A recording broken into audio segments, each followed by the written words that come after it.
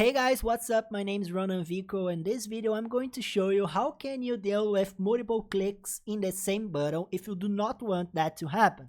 So basically, I have an app that was deployed and a user come to me and said that he had a broken mouse that was ghosting and clicking without him notice it. And after he click a button, not just the first click runs, but also the following clicks made by the broken mouse also runs. So basically I have here this button that do a for all sequence so we can have a delay. Okay, so I have a for all sequence with a lookup to run something and have a delay. And it's followed by a collect that insert a new row at this collection code data that is showing down below. So if I go with my mouse here, my pointer on the button, and look at my hand, I'm holding my mouse. I will click this button 4 times. So 1, 2, 3, 4. When I do it, all the clicks run. The screen was like paused, right? But all the executions was running after I clicked it. And in my opinion, this should be built by default. If I already clicked a button, the Power Apps should wait until it's completed so the user can click it again, but it is not how it works. To fix it, it's a simple way. We can not just block the button after the click, but also we can make something more professional here.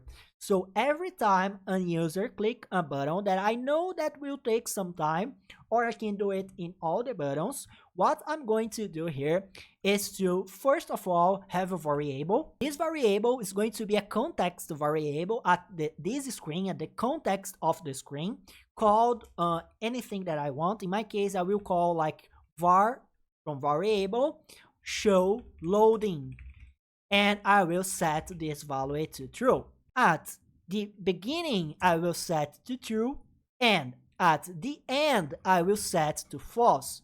So every time I click, I will have a variable set to true. With that variable, I can, for example, set the visible to false. It's one way of dealing with this button. So the visible, I can if var show loading is set to true, so show this button. I do not need the if statement, right? So not var show loading. If it is not loading, then the button will be visible. So let's try it out. I'm going to click the button. Let's clear the data. Okay, now it's blank. I'm going to insert the data and click it again. We'll try to do double click. So one click, other click. Oh, I cannot click at the button because it's not visible. So it's one way of dealing with the multiple clicks. It's to setting the button visible to false. The display mode does not work pretty well. Okay, if you try to do the same thing on the display mode, I can show you. Okay, let's do it pretty fast here. Display mode, if var show loading, then display mode disabled, else display mode edit. I can show you that if I try to do multiple clicks here, like 3 or 4.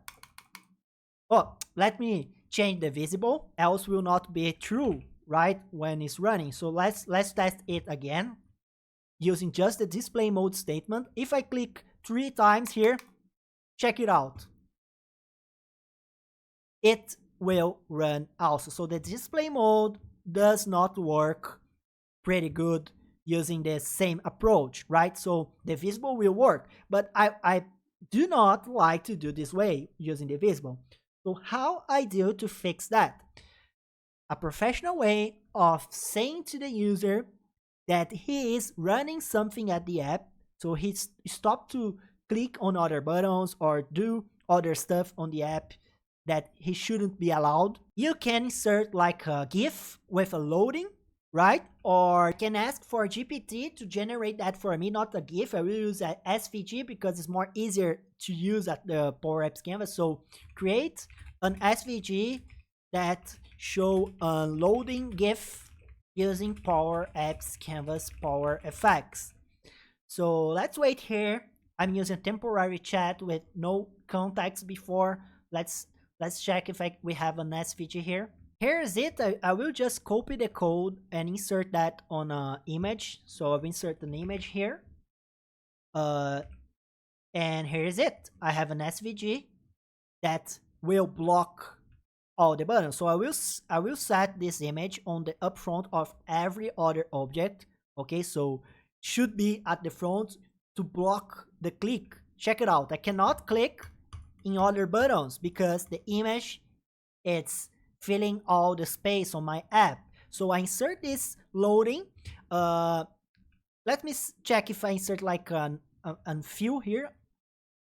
Okay, I can insert like a color in fill and change the number 1 for something like 0.8, so I can see what is behind the loading, right? It's pretty professional. Look, 0.9, I think it's a good value. And the image will be my loading, okay? And the property visible of this image will be, of course, our variable that we just created before. So var show loading, here is it. When I click, let me clear, when I run the button and try to click in other buttons or other icons or do anything in my app, I will not be allowed because the GIF, the image will be up front, blocking all the clicks on the other things on my app. So check it out. I will insert the data and try to keep clicking. And here's it. I cannot click because the GIF is blocking it.